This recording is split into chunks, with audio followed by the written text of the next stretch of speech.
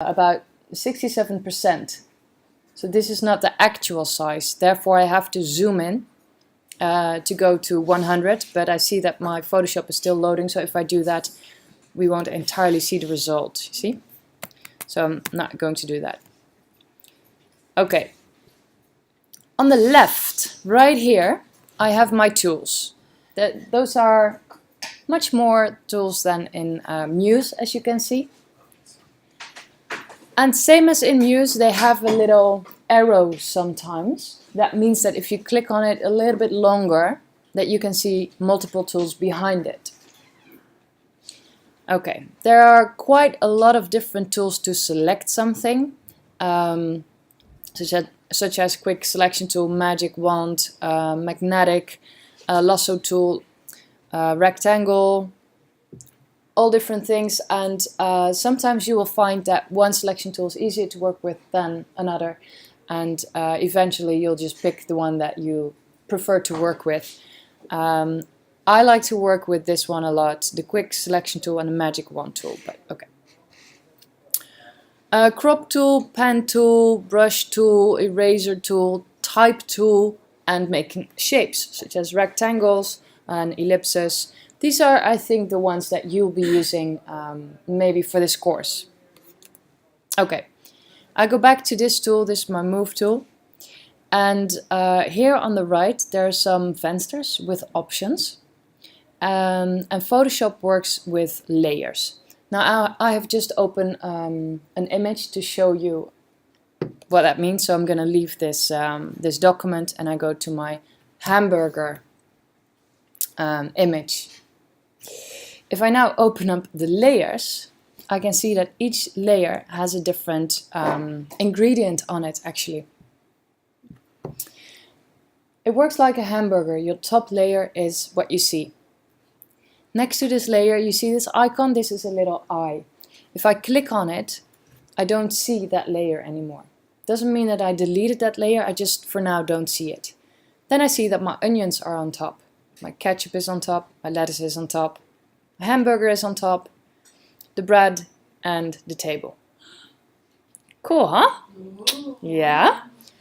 But I can also choose to move the layer. So I can choose, if I select the ketchup and I click and drag, to put it on top of my bread. Or to put my hamburger on top of my ketchup.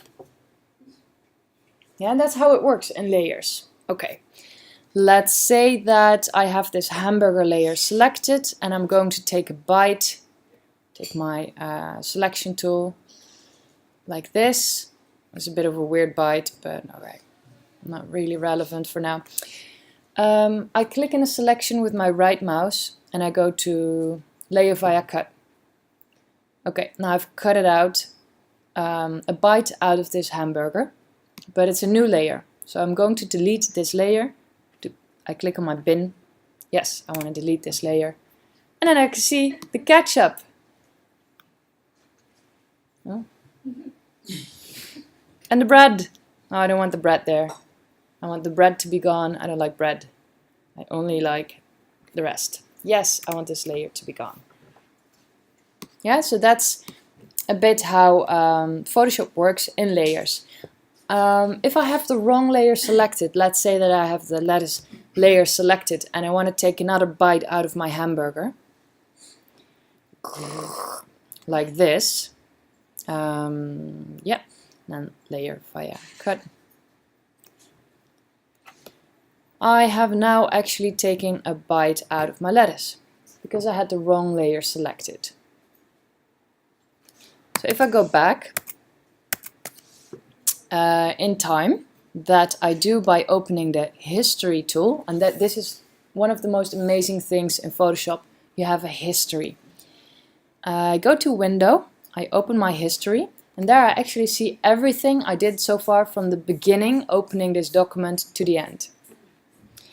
So this is where it went wrong. I go to my layers, now I select the hamburger, I just leave the selection for what it is, and I move the hamburger. Or I click on my right mouse, I have to go back to the selection tool to get the layer via cut. Bam. Yeah, so you can only work on the layer that you have selected. That's actually what I want to tell you. So if you want to take a bite out of the whole thing, like the ketchup, bun, burger, everything, you have to go over the step with every layer. Yes. Yeah, you do. You have to go over the step on every layer. There's indeed one thing that you can do, what I would not recommend you, is to merge all the layers. Flatten image. Do you really want to do that? Yes. Now I can do it. The only thing is that I lost all my layers. And for a hamburger like this, it doesn't seem relevant. But if you have a beautiful header with text on it and images on it, you don't have the opportunity anymore to take one layer out because it didn't work well. Because it's one layer, so you have to go selecting it, it leaves holes. So this is actually something that I would not do. Never. Okay, back to my history. I'm going to undo that. I can go back and forth in history as much as I want to, which is really great because you don't have to click on Command C all the time, you know, undo, undo, undo. You can just go back and forth in your history. The only thing is that as soon as you stop somewhere, let's say here at this point, and I do something new, I will rewrite the rest of this history. So this will no longer be gone. Let's say text, create a text, blah de blah. It needs some time.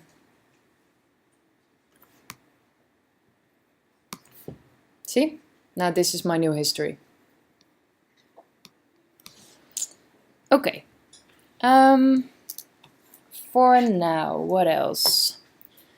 I'm going to another image, this one. I want you all to use show transform controls because if you do that and you select something, you get those pounding boxes in the corner and it makes it easy to click on it and resize something. If you resize something, hold down the shift so you resize your image in proportion. Okay, I am going to create a new document, or maybe I can work with this one actually. Let's go to the layers. I'm going to throw this all away. Yep. And I'm going to put a white block on top of it. I want to start over. So I take my rectangle tool. Yeah.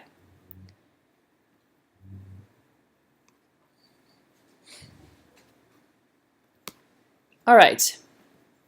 I'm going to work with guidelines because if I work with guidelines, as you know from Muse, then it's easy to align items in your mood board or to break the grid, but at least you need to have a grid.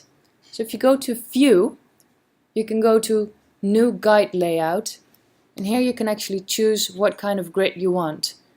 Do use this for your design. Show that you have thought about alignment, that you thought about maybe rule of thirds, 6 columns, 4 rows. The gutter is the space between columns.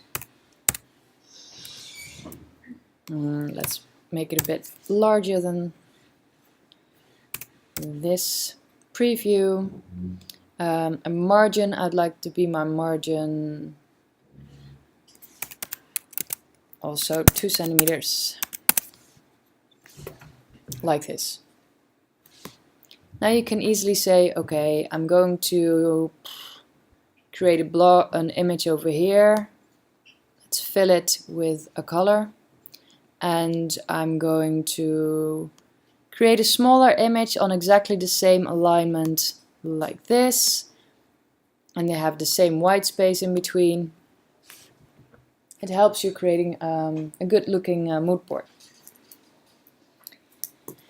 Once again, if I don't have show transform controls on, it makes it really hard to resize everything. So I have these on top, I have it checked, show transform controls. It makes it easier. Alright, text. Over here is my type tool. I'm going to create text box. This is my mood board. I have a terrible font selected. I select this sentence, and over here I can see the different fonts that I have on my computer. So I go to something, doesn't really matter, this one. Here I have my font size. I can click on this arrow and pick a font size. I can click on this and say no, I want, and guess something. Or I can hover over my type, and then you see that those little arrows appear, and I can use that as a slider. Now I click and slide to the left, click and slide to the right. Okay, so now I think, oh, this is nice. I put it on top of this beautiful rectangle. If I go to my layers, I see that I now have a T layer, a type layer, a layer with text. If I double click on this layer, I get layer style effects, and I can actually, you know what? I'm going to put my text a bit more up, because then we can actually see what's happening, hopefully. Let's say I want an inner glow. Sometimes some effects you don't see them very well, depends on the font and the color that you use. Let's say stroke. If I now click on stroke, I can also choose what type of stroke I want, what color, how big I want the stroke to be.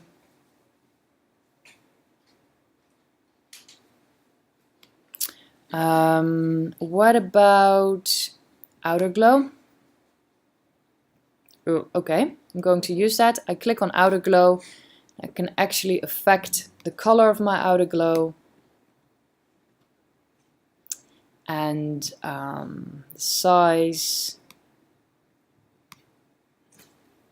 Now I think it's really pretty. Okay, so here are my effects. I can also say stroke is out. So I click on the eye, or my outer glow is out, or all my effects, I don't want them anymore. So you can still play with them a little bit. Okay, if you save your document, then you go to File, and if you click on Save, it will be saved as a PSD document, Photoshop document, right? And that is always a layered document. That's your working file. That's something that you always want to have. Then you save it. But for your website, you need to have a size that is much lighter, actually. So you save it as a JPEG. And then the extension changes to JPEG. And that is what you import in Muse. Okay, something fun to explore, actually. Let's go to my history again. Are adjustments. Back to the original. Adjustments over here on the right side, or you can find them in Window and go to Adjustments. And here you can play with the brightness, the contrast, the hue, saturation. Remember the level of brightness in a color, black and white, photo filter. So let's click on photo filter. Now it's all a little bit more warm and orange. If I go to my layers, I can actually see that there's a photo filter on top of it.